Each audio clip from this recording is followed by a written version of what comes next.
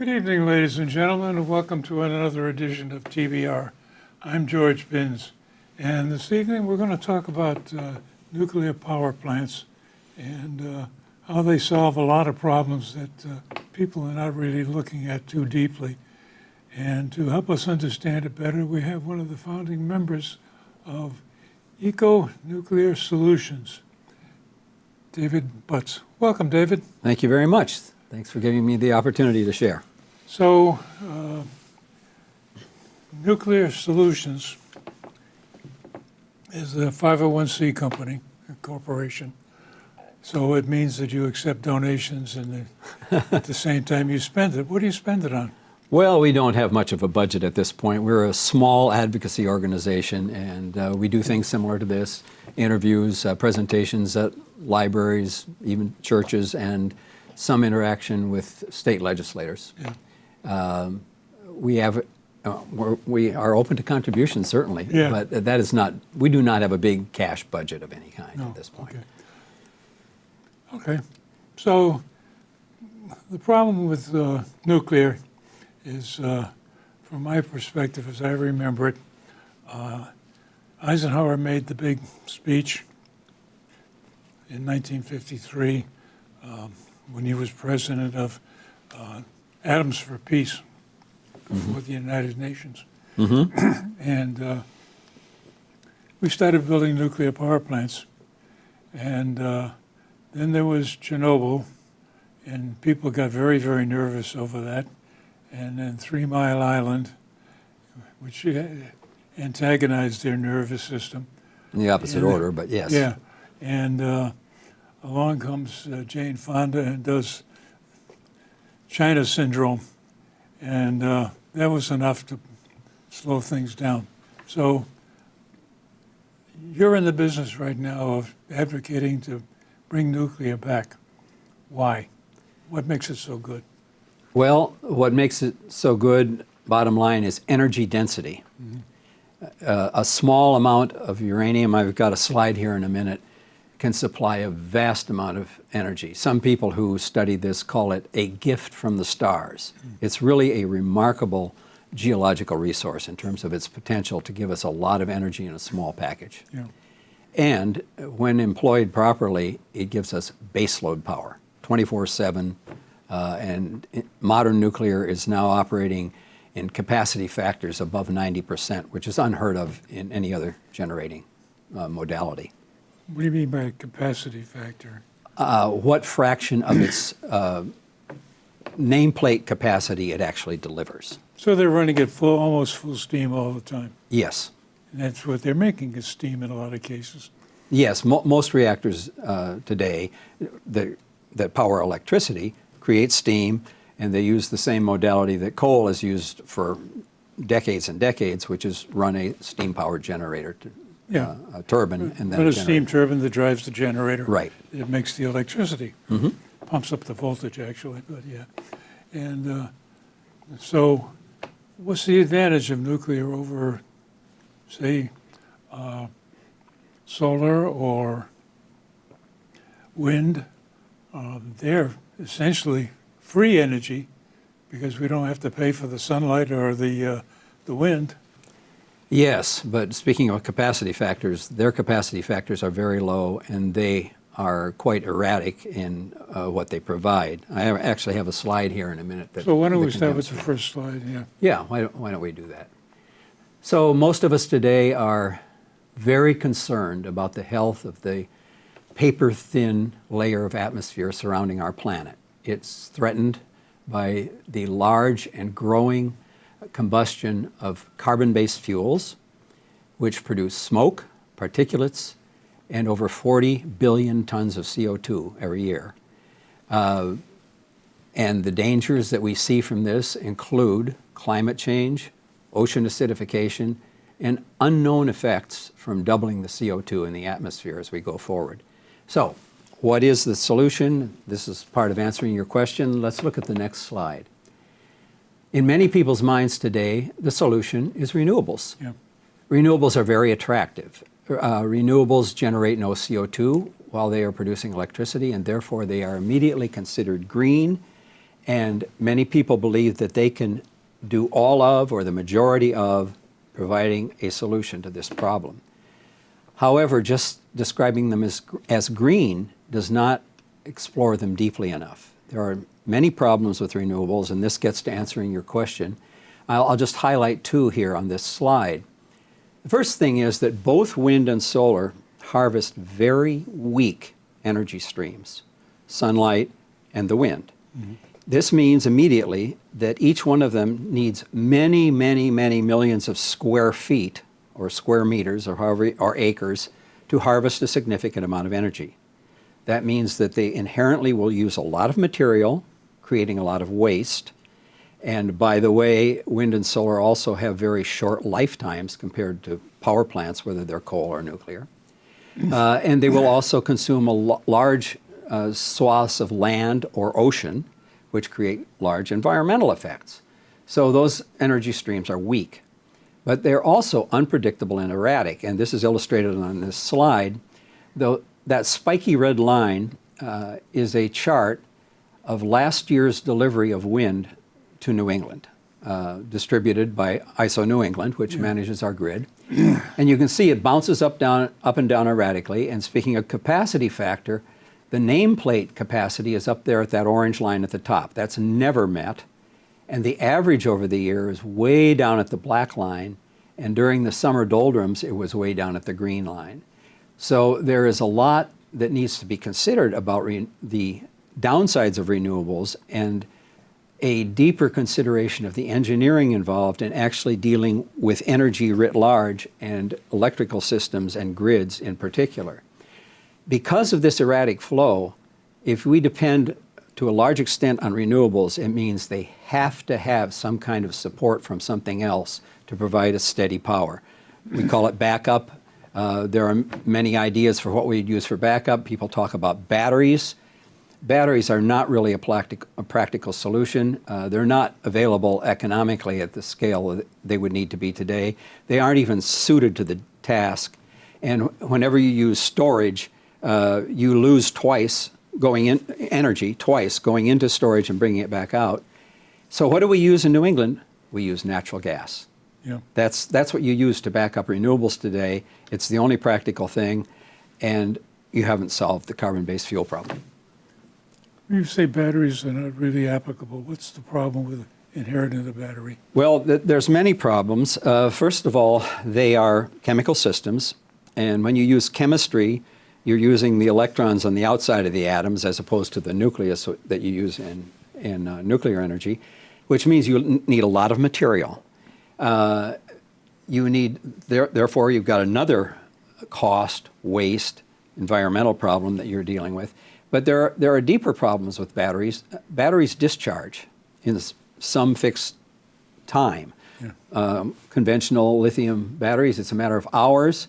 You'll read about research every other day, a lot of it at MIT on other kinds of batteries that can last longer, et cetera.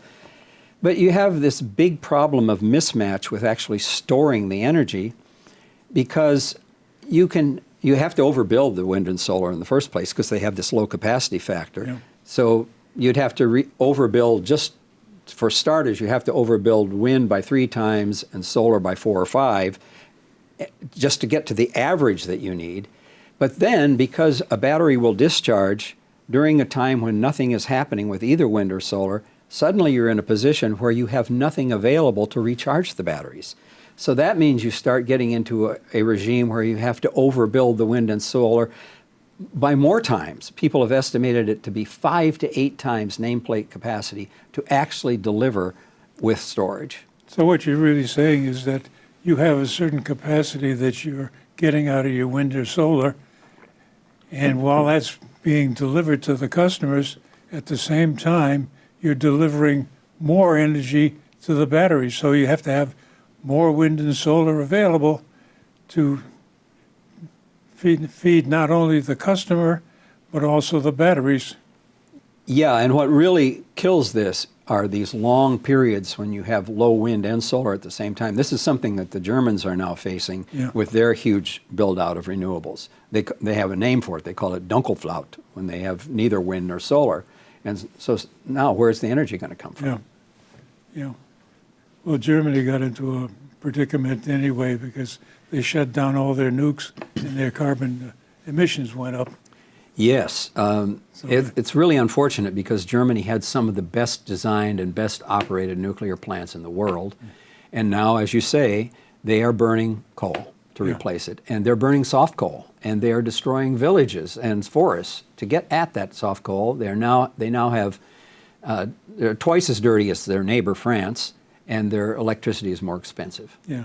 Well, France is what, 75% nuclear? Yes, France is over 70% nuclear. They decided, they are a poster child for this because they decided in the 70s when we had the oil crises that they wanted to be independent of others, and they didn't have a lot of fossil fuels in country.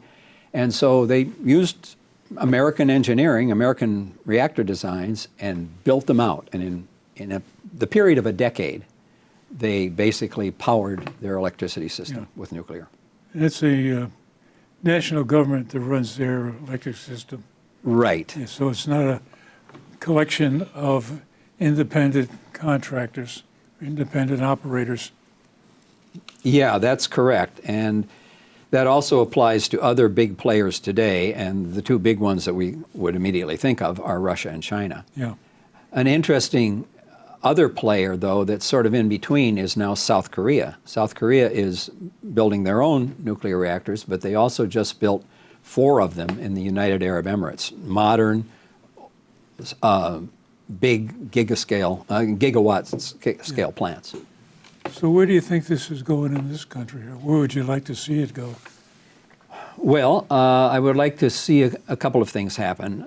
We need to build more nuclear, I strongly believe. I'd like to see us build more large gigawatt, I said gigascale twice, gigawatt plants, and develop the small modular reactors that your audience has probably heard about. The small modular reactors have a lot to offer. They can serve different markets from what a big reactor can serve. They can perform different functions from what we can get out of conventional water-cooled reactors. But we need a large amounts of power for large population centers and to meet some of the growing demands from electric vehicles, AI, Bitcoin. Yeah. All the increasing demands, heat pumps that are being made on the electricity system. Yeah, if we convert the country into running everything on electricity, we have nowhere near enough the capacity, and we don't have a grid that could sustain it either. So it's a multifaceted problem of not only building capacity, but you got to build some sort of distribution system. That's true, and the distribution system is something that people often ignore when they are touting wind and solar because by their nature, wind and solar are large wind and solar installations are sited remote from population centers, and therefore they have greater demand on the distribution system. These high voltage power lines that cost, many millions of dollars per mile. And high voltage power lines are a challenge. California is fighting through that right now with every so often one of these power lines will dip down enough to throw a spark to a tree, and next thing you know, they got another forest fire going. That's right. And it's also a problem in California that some of the routes that they want to pick for running these high voltage lines from, like you say, the remote solar panels, well, you can't run it through this area because that's a national forest, and you can't run it through there. So some of those cable runs get to be rather circuitous. Yep. So it gets to be, I think one of the conflicts is there's a lot of people trying to save a lot of the world, but they don't seem to be working together. They seem to be not fighting each other, but totally ignoring each other, not blending the system. Well, we certainly need to work on our systems, that's for sure. Yeah. I alluded to the fact a few moments ago that we need to consider the realities of renewables at a deeper level. and we're touching on some of the reasons here. I mean, they only have a certain potential to supply power, and they're not even suited for some of our needs. For instance, they're not suited for high temperature industrial heat, which is something I'll get at here in a few minutes with some of these slides. Maybe we could. Yeah, why don't we go to that? Yeah, let's go to the next slide for a minute so that we can just talk again about the potential from nuclear. The potential is enormous, as I already said, based on energy density. So in a conventional water-cooled reactor, you have fuel pellets similar to that one in between my fingers, actually. That one's made out of plastic. But they're made of uranium oxide, and that one small fuel pellet will deliver as much energy as a ton of coal. This is a significant potential, and it should not be ignored on the basis of fear. Mm-hmm. So let's talk about fear. Let's look at the next slide for a moment. So the biggest fear I hear about, there are other minor fears, but I'll just talk about waste for the moment. And at the top you see a short sentence there, and you may find it surprising. I would say that waste is actually an argument for nuclear. Why would I possibly say that? Well, for two reasons. The volume of waste, it's actually not waste, it's partially spent fuel. The volume is tiny, and nuclear is the only generator that retains all of its after product. We have mountains of coal ash and all the CO2, et cetera. We have different things we can do with this partially spent fuel. What you see in the picture are dry storage casks. What happens when we take the fuel rods out of conventional reactors? We have these very long rods. They could be 17 feet of zirconium tube with those pellets in them. When we take those rods out of the reactor, first we put them into a 30-foot deep swimming pool so that they can cool down for 5 years or so. Because when they first come out, they're really radioactively hot. But after 5 years, all the short-life fission products have decayed away. 95% of the radioactivity is gone. You can now put them in these dry storage casks, and you can see, you can walk right up to them. They're not dangerous at all. Those have 2-foot thick walls of stainless steel and nuclear-grade concrete, and they are slated for deep geological storage. Your audience is certainly aware that we don't have such a storage facility in this country for domestic produced waste. It was supposed to be Yucca Mountain, but actually we do know how to do this in deep geological storage. The military does this already at a plant in New Mexico. That is one option, which we know how to do. And the other one is to reprocess the fuel. This is something the French do in their program. And if you do that, you take some fissile material that's still in there and you put it back in your reactor. And meanwhile, you can actually take some of the hottest fission products that are in there, like strontium-90 and cesium-137, and make use of them. So both of those options, deep geological storage and reprocessing, are known quantities. We know how the engineering is done. We know how to do these things. The biggest problem is fear, which is exaggerated, and the politics that results from that. Yeah, because it was politics that killed Yucca Mountain. And it was Harry Reid, not in my backyard. Yeah, the politics gets even more involved when you consider that it was Harry Reid versus other locations that were considered. Yeah. It turns out that Yucca Mountain was probably not the best choice.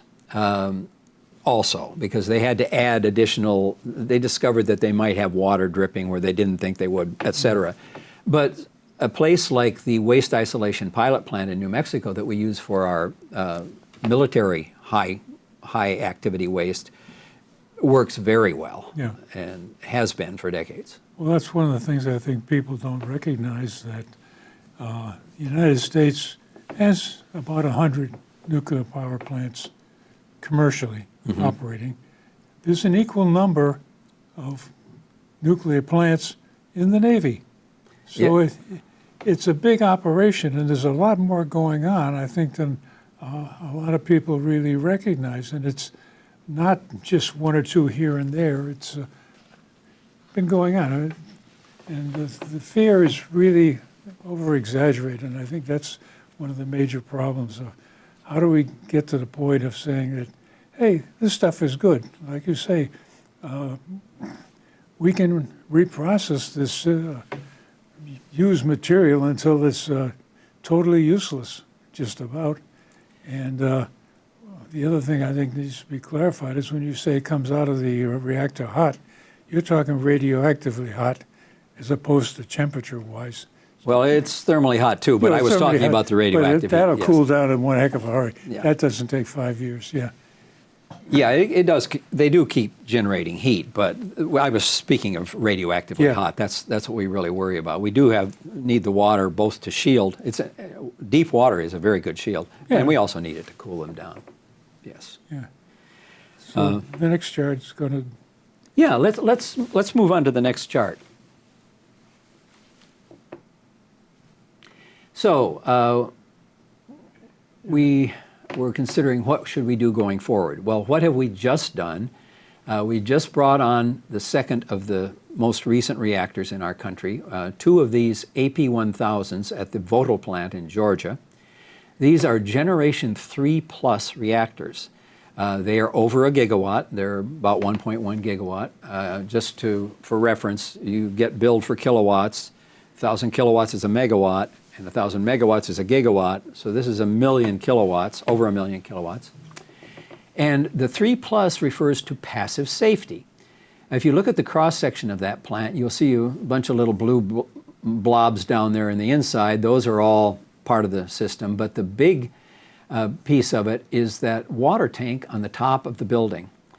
In the case, the unlikely case of a pipe break or some kind of meltdown, that water tank will slowly drain to the top of the reactor pressure vessel and cool it by evaporative cooling for 3 days, after which you could refill it with a fire truck. And this will happen without diesel generators, without power, without human intervention. This passive safety is really significant, and these plants will and do operate very safely. There's already 4 of these running in China. There's many more on the drawing board in other countries.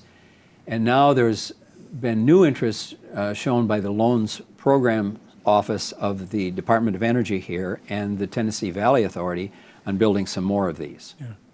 So this would have solved Fukushima. Yeah, this design would have taken care of that. Yeah, You know, one thing to say about Fukushima is that the reactor design per se functioned fine. yeah, The reactor shut itself down automatically when it sensed the earthquake. The failure there was the civil engineering and the unconscionable placement of fuel and pumps under water, essentially, because the seawall wasn't high enough. And a plant that just up the coast from there, nearer the epicenter of the earthquake, which was at high enough elevation, experienced no problem at all. In fact, people went to that plant for safety. It was a safe place to go. So it wasn't, in fact, the reactor. It was that it got flooded. We might look at the other options that I alluded to, namely small modular reactors on the next slide. So you've heard about small modular reactors. There's, as I said before, a lot of hype about this. There is a lot of potential. Sometimes it's over-exaggerated, but I've just thrown up a few shots of over 80 that are being developed by different companies throughout the world, many of them in our country. The one up on the top left is the reactor that's being placed where there's a retiring coal plant in Wyoming. This is the one you've heard about with relationship to its sponsorship by Bill Gates. That's a sodium-cooled small modular reactor. I should mention what small means. Standard reactors are a gigawatt or above. Small reactors are considered to be 300 megawatts or less. This one actually is about 345. The one on the lower left is a small modular reactor, but it's still water-cooled. That's a GE Hitachi reactor. Ground has been broken in Canada at the Darlington plant to put one of those there. We're planning to put one in this country as well.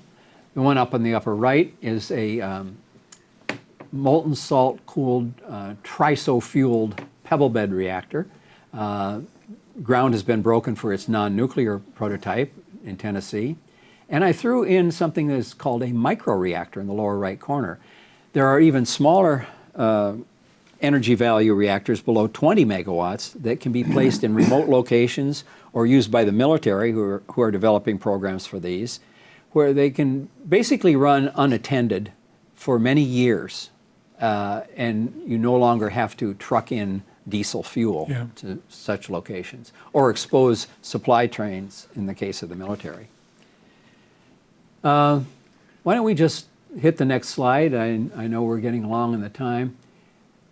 I should stress that one of the things that gets neglected when we talk about using renewables for electricity is that electricity is a small fraction, under a fifth of the energy that we use. We have to consider energy writ large if we're going to talk about reducing the burning of fossil fuels. So we need high heat for many industrial processes like cement production, steel production. But using electricity, we can desalinate water, provide that industrial heat, do district heating, which is being done. The Russians are doing it now. And we can actually synthesize liquid fuels, which is a really important thing. Yeah, because you get to the problem where you want to transport something, it has to go on the existing roads. And the roads are built for reasonable sized vehicles. And when you get to that point, we're having enough problems right now with batteries being so heavy. It makes some of these options a little bit shaky. And trying to put a nuclear reactor with all the radiation protection on it, it No, don't that's work. not going to work. No. But liquid fuels have a lot to be said Yeah. for them. They're a very flexible way to power transport. Yeah. So and, if you can do it with nuclear and just cycle CO2 through the atmosphere rather than adding to it, that's a big win. Yeah. So there's a lot of options that can come with a nuclear power plant. And one of the things I like is when you start to talk about these small units, you can store them just about any place. And a lot of remote locations become very habitable with you're not living off the grid kind of thing.